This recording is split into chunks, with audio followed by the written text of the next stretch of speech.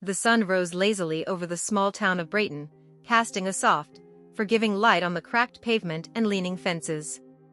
It was the kind of town that looked as if it had resigned itself to being forgotten, much like the people who lived there.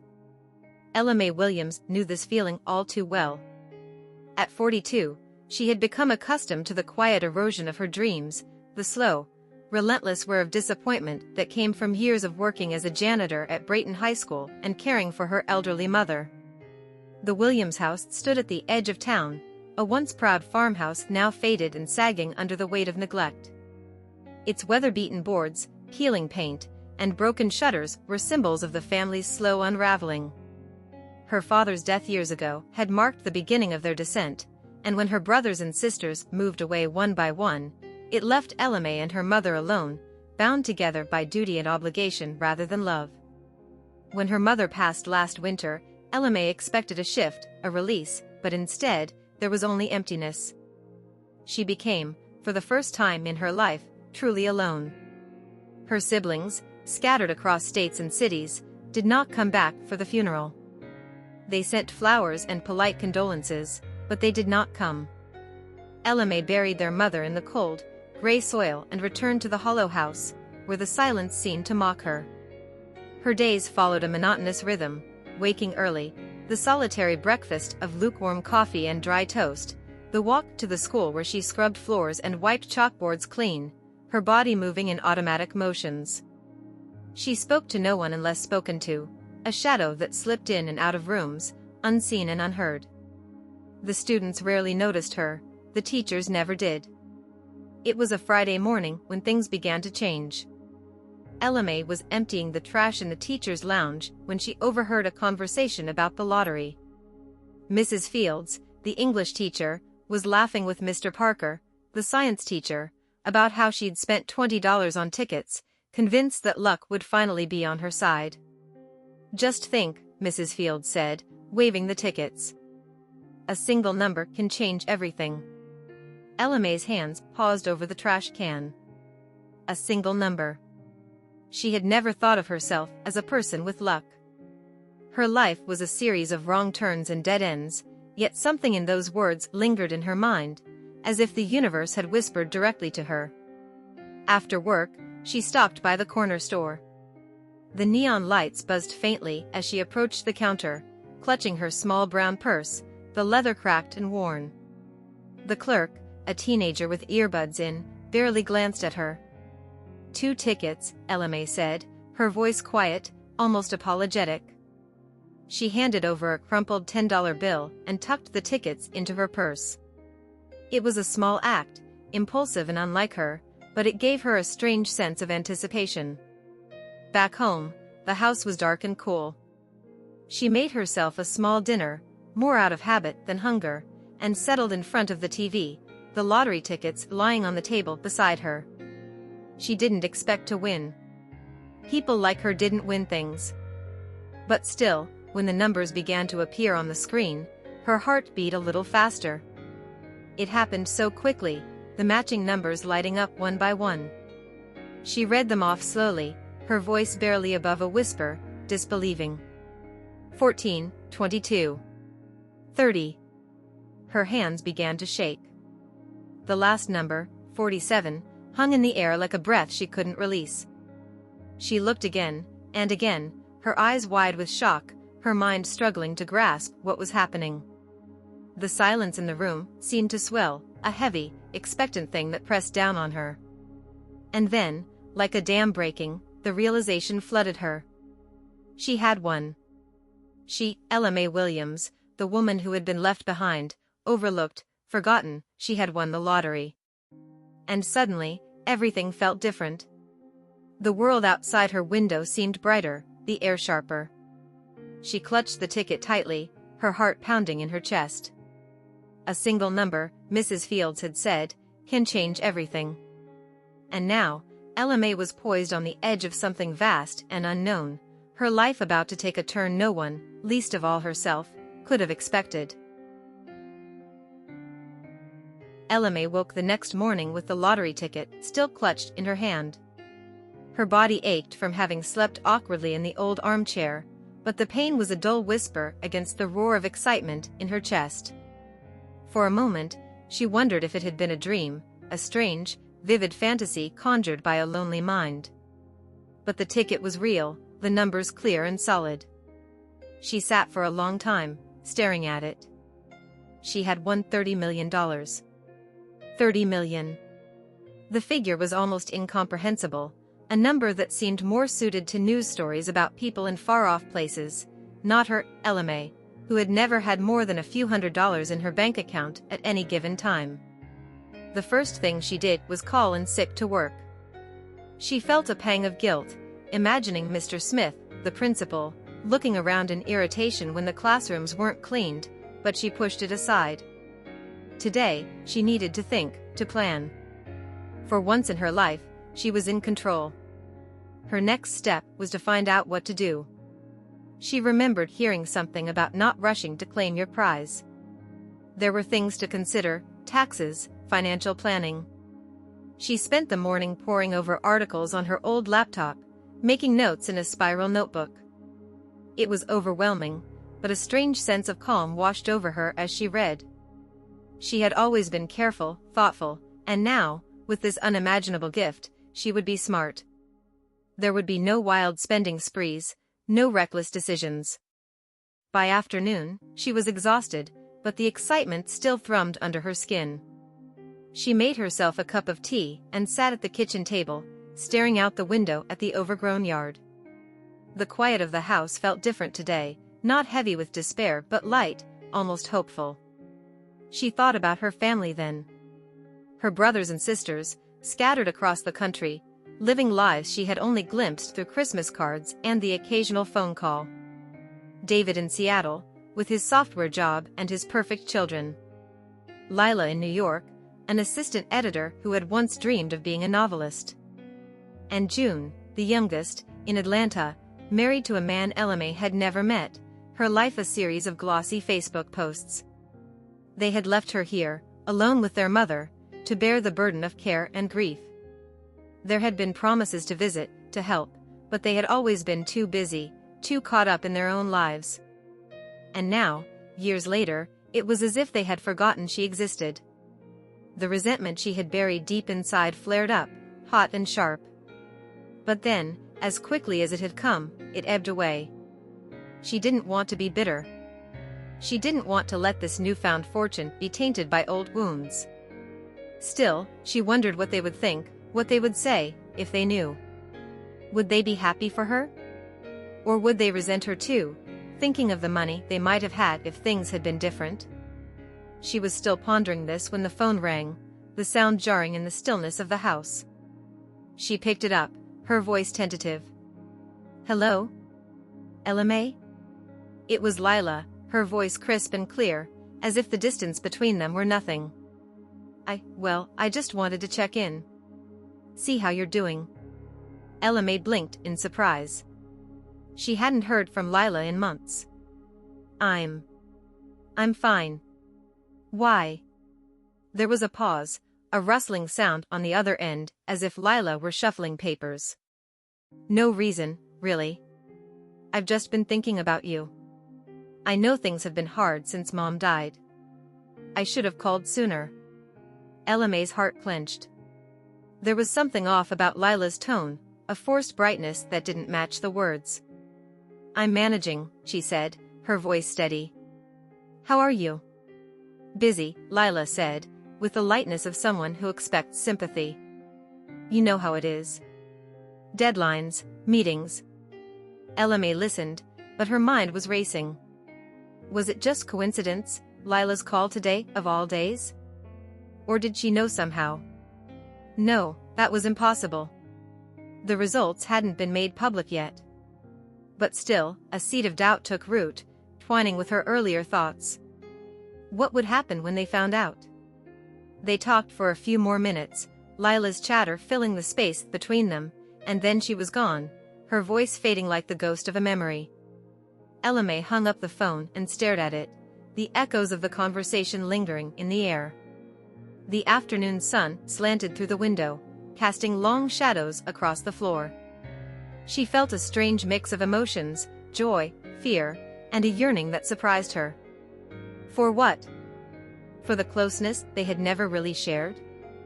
For the family she had never quite belonged to?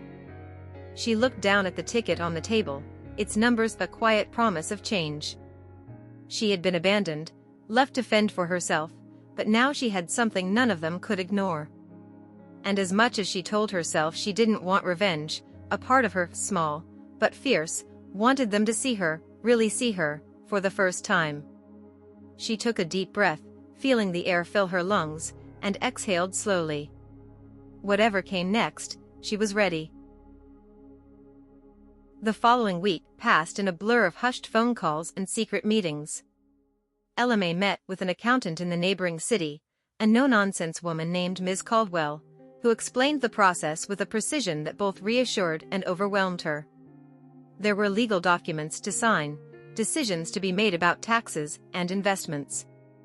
Ella found herself nodding along, trying to absorb everything, feeling more like a bewildered student than a newly minted millionaire. Ms. Caldwell suggested they set up a trust, something to shield her identity from the public eye. People can become very strange when money's involved, she said, her gaze direct and unblinking. You want to protect yourself, Ms. Williams. It's not just about what you'll do with the money. It's about what the money will do to others. Ella nodded, the words settling heavily in her mind. She thought again of her siblings, their sudden, stilted conversations that seemed to veer toward questions about her life, her situation. Had Lila mentioned her odd phone call to David or June? The thought made Ella stomach twist with a complicated mix of anxiety and hope. Would they try to take what she had now, after all this time? She pushed the thought away, choosing to focus instead on the future she could now envision. For the first time, she allowed herself to dream. She thought of the things she could do with the money, a new house, far from this broken-down town, where no memories of abandonment would haunt her. Maybe she could go back to school, finish her degree in history that she'd abandoned decades ago when life and responsibility had intervened. But every plan she made seemed hollow, incomplete. What good was freedom when she had no one to share it with? The week after she claimed her prize, Ella found herself standing outside the house where she grew up, the late afternoon light casting long, golden shadows across the fields. The house loomed before her, its once vibrant red paint now a faded, peeling rust, windows clouded with grime. The yard was choked with weeds, the flower beds her mother had once tended now overrun. She felt a pang of guilt, realizing how far she had let things go. Stepping inside, she was hit by the musty scent of disuse, the air heavy with dust and memories. She wandered through the rooms, her fingers trailing over familiar surfaces. The scuffed kitchen table where she and her siblings had squabbled over breakfast, the narrow hallway where her mother's framed photographs hung, slightly crooked. She stopped in front of one picture, her father smiling broadly, his arm around her mother's shoulders, the two of them young and vibrant. She reached up, brushing a fingertip over the glass. How different everything had been then, before her father's accident, before the slow, grinding decline that had left them all broken and bitter. Her mother had done her best, but there was only so much she could do, stretched thin between grief and poverty, her spirit worn down by too many burdens. And Ella, the dutiful daughter, had stayed. Stayed and watched as everything around her crumbled, as her brothers and sisters fled one by one, leaving her to bear it all alone. She turned away from the picture, a tightness in her chest. The money wouldn't change the past. It wouldn't bring back her parents, or erase the years of struggle and loneliness. But it could change the future, if she was brave enough to let it. The next morning, she called Lila. "I want you to come home," she said, the words surprising her with their strength. "All of you. David, June. We need to talk." There was a pause on the other end, and when Lila spoke, her voice was wary. "What's going on, Ella?" "I can't explain over the phone," she said, gripping the receiver tightly. "But it's important. I have some news." She could almost hear Lila's mind working, the quick, sharp calculations. "Is it about the house?" Are you selling it? Ella May hesitated. No, it's bigger than that. Please, just come. It's time we were all together again. She heard Lila sigh, then a rustle of papers, the clack of keyboard keys. Fine. I'll talk to David in June. But I can't promise anything. Just try, Ella May said softly, her heart pounding. Please. When she hung up, she felt a strange calm settle over her. Whatever happened, she would face it. She had to believe that they could find some way to bridge the years of silence and hurt. The money might not heal everything, but it could be a beginning, a chance to mend what had been broken. Over the next few days, she prepared for their arrival. She cleaned the house, scrubbing away layers of grime, airing out rooms that hadn't been used in years. She moved carefully through each space, remembering moments from her childhood, bittersweet and vivid. On the morning they were supposed to arrive, she stood at the window, watching the road. It was a bright, clear day, the sky an endless blue above the treetops. The hours stretched out, each one longer than the last, and just when she was beginning to think they wouldn't come, she saw the first car crest the hill, followed by another. Her heart leapt into her throat as she watched them approach, her hands twisting nervously in her lap. They parked in the driveway, the cars sleek and new against the backdrop of the old house. She recognized Lila's sharp profile, David's steady gait, and June's quick, hesitant steps. They stood by their cars, looking up at the house, and for a moment, they were children again, gathered on the front porch, their faces bright with hope and curiosity. Ella May stepped out onto the porch, her breath catching as they turned to look at her. There was a moment of silence, stretched thin and taut, and then Lila stepped forward, her expression a mixture of concern and curiosity.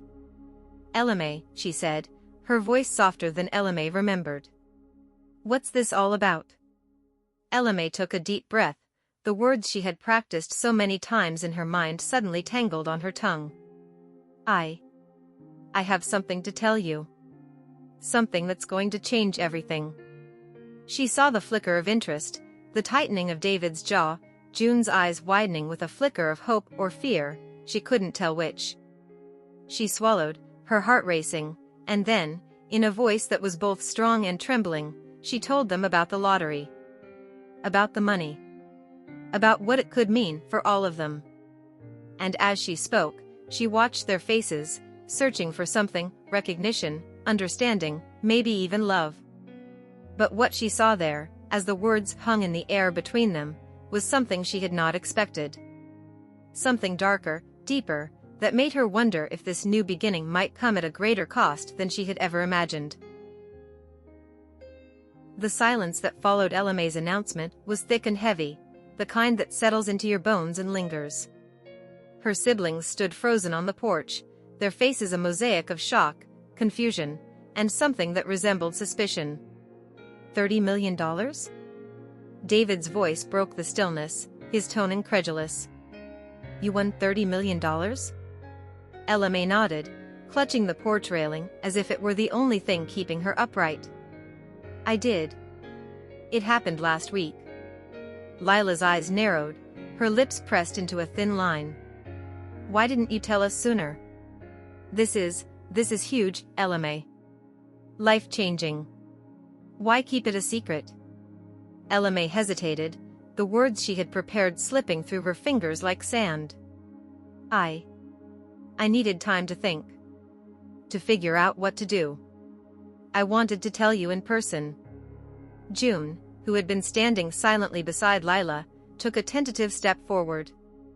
Her eyes were wide, her hands twisting nervously in front of her. Are you okay, Ella?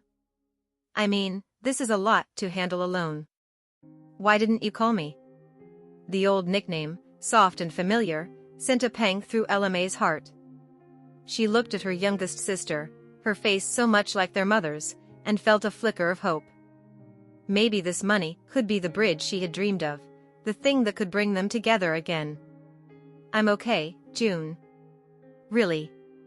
But I needed to be sure, to have a plan before I told anyone. David stepped closer, his brow furrowed, his eyes flicking over her as if he were trying to solve a puzzle. "So, what's your plan, then? What do you want to do with all that money?" Ella took a deep breath, her pulse thudding in her ears. She had imagined this moment so many times, rehearsed what she would say, but now the words felt inadequate, small. "I want to help us, all of us. I know things haven't been easy. We've drifted apart, and I don't blame you for that. But this money, it can be a way to fix things. To take care of each other." Layla snorted, a harsh, brittle sound. "Fix things? Money doesn't fix anything, Ella. You think just because you have a few $1,000,000, everything's going to be sunshine and rainbows?" Ella flinched, the sharpness of Lila's words cutting through her hope. "I know it's not that simple, Lila, but it's a start. We can pay off debts, help with the kids' college funds.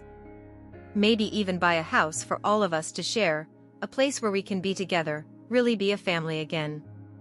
There was a brief, stunned silence, and then David shook his head. "You want to buy us a house? What, like we're all going to move back here and play happy family? That's not how it works, Ella. We have lives, jobs. You can't just throw money at us and expect us to come running." The words stung, more than Ella had anticipated. She felt the familiar ache of rejection, the sense of being a stranger in her own family, welling up inside her. "I'm not trying to buy your love, David. I just want to make things right. I want to help." June, who had been watching the exchange with growing distress, stepped between them. "David, stop. She's just trying to do something good. Can't we just be happy for her, for once?" Lila crossed her arms, her gaze still hard. "It's not that simple, June. This is a lot of money, and we need to think about what it means. For all of us." "What it means?" Ella echoed, her voice trembling. "It means we don't have to struggle anymore. It means we can take care of each other, like we're supposed to." "Take care of each other?" Lila's voice was sharp, almost mocking. "You mean like how you took care of Mom while we were gone? Is this some kind of guilt trip, Ella? You want us to feel bad for leaving?" Ella recoiled, the accusation slicing through her. "No, that's not what I'm saying at all. She broke off, struggling to find the right words, to explain the yearning that had driven her to call them here, the hope that this money could heal what had been broken. But Lila's eyes were cold, her voice hard. "We all have our own lives now, Ella. You can't just drag us back here and expect everything to be like it was. You can't fix the past with money." Ella felt something inside her crumble, the fragile hope she had been nurturing shattering under the weight of Lila's words. She looked at David, at June, searching their faces for some sign of understanding, of the love she had once felt so deeply, but all she saw was confusion and uncertainty. David sighed, running a hand through his hair. "Look, Ella, we're happy for you. Really. But this is a lot to take in. We need some time to think about what this means, what we want to do." Ella nodded numbly, the bright future she had envisioned fading like a mirage. "Of course. Take all the time you need." June reached out, squeezing her hand gently. "We're not trying to hurt you, Ella. It's just a shock, that's all. But we're here now. We'll figure it out together, okay?" Ella tried to smile, but it felt thin, stretched. "Okay." They spent the rest of the afternoon in awkward conversation, the weight of what had been said hanging between them. Lila and David left early, citing obligations and long drives home, their goodbyes brief and strained. June lingered, helping Ella clean up the kitchen, her presence a small comfort in the echoing silence of the house. As the sun dipped below the horizon, painting the sky in hues of gold and crimson, Ella stood on the porch, watching June's car disappear down the road. She felt hollow, the excitement and hope of the past week drained away, leaving only a deep, aching emptiness. She had thought the money would be a gift, a way to bring her family back together, to heal the wounds that had festered for so long. But now, as she stood alone in the gathering dusk, she wondered if it might be more of a curse, something that would only drive them further apart. The weight of her loneliness settled over her like a shroud, and for the first time since she had won the lottery, she felt a pang of regret. She had wanted so much, dreamed of so much, and now, as the night closed in around her, she wondered if any of it would ever come true. The days after her siblings' visit felt endless and empty. The house, once a sanctuary despite its peeling wallpaper and creaking floors, now seemed like a prison, every room echoing with Elame's unanswered hopes. She tried to keep busy, cleaning, organizing, anything to push away the sting of Lila's words, the confusion in David's eyes, the tentative concern in June's touch. But no matter how hard she scrubbed or how many drawers she rearranged, she couldn't shake the feeling that she had somehow made everything worse. The phone stayed silent. No calls, no texts, just the steady, oppressive quiet of waiting. She thought about reaching out, maybe trying again to explain what she wanted, but each time her hand hovered over the phone, doubt crept in. What if Lila's reaction was the only one she would ever get? What if the money, instead of healing, had deepened the cracks between them? One morning, as she sat sipping coffee in the kitchen, the lottery ticket resting on the table like an accusation, she decided to get out of the house. She needed air, space, something to remind her that there was a world beyond these four walls. She grabbed her keys and headed to town. The drive felt surreal. The familiar sights, Mrs. Green's bakery with its faded awning, the dusty general store where she bought her groceries, seemed suddenly alien, as if she were seeing them through a stranger's eyes. Would these places change now that she was no longer one of them, a struggling woman making ends meet? She wasn't sure if she could still fit in, or if she even wanted to. She parked near the diner where she and her mother had occasionally treated themselves to lunch, back when even a sandwich and a slice of pie felt like a luxury. As she stepped inside, a bell chimed above the door, and the hum of conversation momentarily stilled. Heads turned, curious eyes assessing, and she felt the weight of their attention settle over her like a shroud. "Elame. Haven't seen you in a while," called Helen, the waitress who had been working there as long as Elame could remember. Her smile was warm but tinged with something else, something Elame couldn't quite place. "How've you been?" "I'm fine, Helen. Just been busy." Elame forced a smile, sliding into a booth near the window. "I'll have the usual." Helen nodded, but her eyes lingered, a question unspoken. "You got it, hon." As Elame waited, staring out at the street, she felt the whispers start, soft at first, then gathering like storm clouds. She knew what they were saying. She'd heard the murmurs around town since the day she was born. The Williams girl, stuck taking care of her sick mother while her siblings went off to make something of themselves. Now they'd have something new to gossip about, the sudden windfall, the unimaginable fortune that had fallen into her lap. The thought made her stomach twist. She had never wanted to be the center of attention, had always preferred the background, where she could fade into the wallpaper and go unnoticed.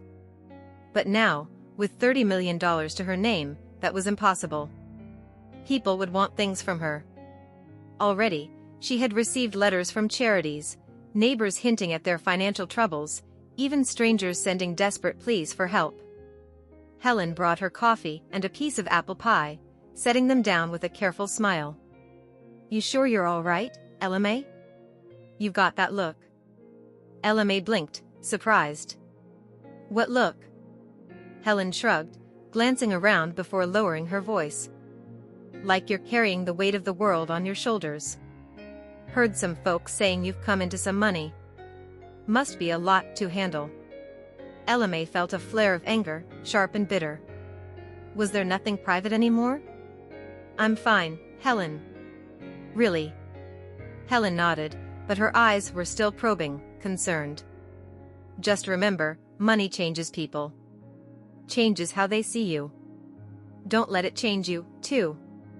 Elame forced another smile, the words burning like acid in her throat. "I'll keep that in mind." As she sipped her coffee, her mind churned. Maybe Helen was right. Maybe she was letting the money define her, shape her decisions in ways she didn't understand. But what choice did she have? She had been invisible for so long, forgotten even by those who should have loved her most. Now, with this ticket, she had a chance to be seen, to matter. But at what cost? She paid her bill and left the diner, Helen's words echoing in her ears. She wandered through town, stopping by the post office to pick up the letters that had been piling up, a mix of bills and the same solicitations that had begun to feel like vultures circling. Back at the house, she sat at the kitchen table, the pile of envelopes spreading before her like a damning indictment. As she sorted through them, one letter caught her eye. The return address was familiar, June's handwriting, the loopy script she had always used, even as a child. Ella May's heart thudded as she tore it open, her hands shaking. The note inside was short, hastily written, as if June had been unsure whether to send it at all. Ella May. I've been thinking about what you said. About the money and what it could mean for us. I want to believe it's a good thing, but I'm scared. I'm scared of what it will do to us, to you. I've seen people change because of money, and I don't want that to happen to you. But I also don't want you to feel like you have to shoulder everything alone anymore. Please know I'm here for you, no matter what. I love you, Ella. I just need time to figure out what all this means, like you said, Love, June. Tears welled in Ella May's eyes, spilling over onto the page. She had been so focused on what she could give them, how she could fix things, that she hadn't considered what they might be feeling, the fear, the uncertainty, the worry that she was slipping away into a world they couldn't follow. She folded the letter carefully, placing it back in the envelope. Maybe she had been too eager, too desperate to prove something.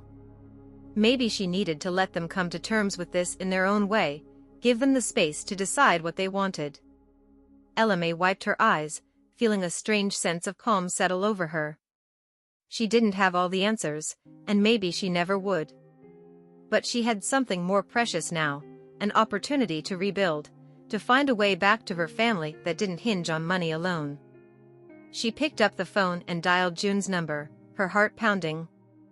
As the line rang, she took a deep breath, preparing herself for whatever came next. Hello? June's voice was soft, tentative. June, it's me. Ella May hesitated, then plunged ahead. I got your letter. Thank you. There was a brief pause, and then June sighed, the sound full of relief. I'm glad you did. I was worried you'd think I was being, I don't know, ungrateful or something. No, I understand, Ella May said, and she realized with a start that she meant it. It's a lot. For all of us. I don't want to push you into anything. I just wanted us to have a chance, you know? To really be a family. June's voice was soft, but steady. We can be, Ella May. But we have to do it together. Not because of the money, but because we want to. Ella May's throat tightened. I want that too, June. I really do. They talked for a while longer, the conversation gentle, tentative, like old friends finding each other again after a long separation. When they hung up, Ella May felt lighter, a small flicker of hope rekindled in her chest.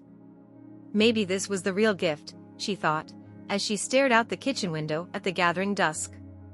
Not the money, not the security it promised, but the chance to build something new, something true, with the people she loved. It wouldn't be easy, and there were no guarantees. But as she stood there, the shadows deepening around her, she felt something shift, a sense of peace settling over her like a balm. Whatever came next, she would face it. She wasn't alone anymore. The following weeks were a slow, cautious dance of reaching out and pulling back, of trying to navigate the new terrain that the lottery win had created between Ella May and her siblings. There were phone calls with June that grew longer and more comfortable, David's terse text messages that gradually softened into tentative invitations to visit, and even Lila, so wary and distrustful at first, beginning to ask questions that felt less like accusations and more like cautious curiosity. Elamé took her time, mindful now of each step, each word. She didn't want to push too hard or seem desperate, but she also didn't want to lose this fragile thread of connection they were weaving together. She kept herself busy, not with spending the money, but with dreaming about how it could be used to build something lasting, something that wasn't just about wealth but about healing. One morning, as she stood at the kitchen sink rinsing dishes, the phone rang. She wiped her hands and answered, expecting June or maybe David, but the voice on the other end was Lila's, clipped and businesslike as always. Elamé, it's Lila. Can you meet us at the old house today? We need to talk. Elamé's heart leapt into her throat. The old house, the place where they had grown up, where so many of their memories, good and bad, were rooted. She hadn't been back since their mother's funeral, and the thought of walking through those empty rooms, now stripped of the warmth and presence that had once filled them, made her chest tighten. But she swallowed her hesitation and agreed. Of course. I'll be there in an hour. The drive out to the house was short but filled with a swirl of emotions. The house had been sold a few years back, after their mother's death, and it had stood empty since, the lawn overgrown and the paint peeling. They had all avoided it, as if by doing so, they could avoid the grief and guilt that clung to its walls. When she pulled up, she saw David's truck and Lila's car already parked outside. June's small sedan was there too, and Elamé felt a rush of gratitude that all three of them had come. It was a rare thing, all four of them together in one place, and she couldn't help but hope that this was a sign, a step towards something better. They were standing on the front porch when she walked up, their expressions guarded but not unfriendly. Lila, always the first to speak, nodded a greeting. Thanks for coming, Elamé. Of course, she said, trying to keep her voice steady. What's this about? David shifted uncomfortably, his hands shoved into his pockets. We've been talking, all of us, about what you said. About using the money to do something good, to help us as a family. June stepped forward, her eyes bright with hope and something else, something like resolve. We think it's a good idea, Ella. But not just the money. We need to do something more, something that's about us. Elamé blinked, confusion threading through her. What do you mean? Lila's face softened, the hard lines easing. We've been talking about buying the house back. Elamé's breath caught. The house? Yes, David said, his voice firm. We don't want it to just sit here, falling apart. It's where we grew up, where Mom, he trailed off, swallowing hard. We want to make it something new, something for all of us. Elamé's heart raced, a mixture of disbelief and hope. You really want to do that? June nodded, her smile tentative but genuine. Yes. We thought maybe we could turn it into a place where we could all come, whenever we need to. Maybe even fix it up together. Not just for us, but for our kids, for the family. Elamé looked at each of them in turn, searching their faces for doubt or hesitation, but all she saw was the same nervous hope that she felt fluttering in her own chest. I would love that, she whispered, her voice thick with emotion. But are you sure? I mean, this place has so many memories, not all of them good. Lila's eyes softened, the first real hint of a smile breaking through. That's exactly why we need to do it. We need to make new memories, better ones. It won't be easy, but it's worth trying, don't you think? Elamé felt a tear slip down her cheek, and she didn't bother wiping it away. I think it's the best idea I've ever heard. They stood there, the four of them, the air around them charged with something fragile and precious. For the first time in a long time, Elamé felt like she was standing on solid ground, like the world wasn't shifting beneath her feet. David cleared his throat, breaking the silence. We've already talked to the realtor. They're willing to sell it back to us at a decent price, considering the state it's in. Elamé nodded, her mind racing. I can cover it, all of it. The renovations, everything. No, we'll help, June said quickly. This has to be all of us, together. Elame's heart swelled. Okay, then. Together. They spent the rest of the day walking through the house, making plans, talking about what needed to be fixed and what could be kept. There were moments of laughter, of shared memories that weren't tainted by pain, and Elame felt the old wounds start to knit together, the ragged edges smoothing out. As the sun dipped low, casting the house in a warm, golden glow, they stood on the front porch again, looking out over the overgrown yard. It was a small thing, this plan they had made, but it felt monumental, a first step towards something bigger, something lasting. I'm proud of us, June said softly, her voice carrying in the still evening air. This isn't what I expected when we got that call from you, Elame. But I'm glad. I'm so glad we're here. Elame reached out, taking her sister's hand, and then, slowly, David's and Lila's. They stood there, a circle of joined hands and shared hope, the past stretching out behind them like a shadow, but no longer something that bound them. This was what she had wanted all along, she realized. Not the money, not the power it could wield, but this, the chance to belong, to be part of something bigger than herself. To be a family again. As they stood there, the night deepening around them, she felt a sense of peace, of contentment that she hadn't known she was missing. They would rebuild this house, this family, piece by piece, with patience and love. And no matter what came next, they would face it together. I love you all, she said quietly, the words simple but true. David squeezed her hand. We love you too, Elame. We always have. And in that moment, standing on the porch of their old, broken home, with the stars just beginning to twinkle overhead, Elame felt something she hadn't felt in a long, long time. Hope. It was fragile, like the first tender shoots of spring, but it was real. And as she looked at her siblings, their faces lit with the glow of possibility, she knew that whatever happened, they would be okay. Because they were together. Because they were family. And that, more than any amount of money, was the real gift she had been given. If you liked this story, subscribe to the channel and enjoy these other amazing stories.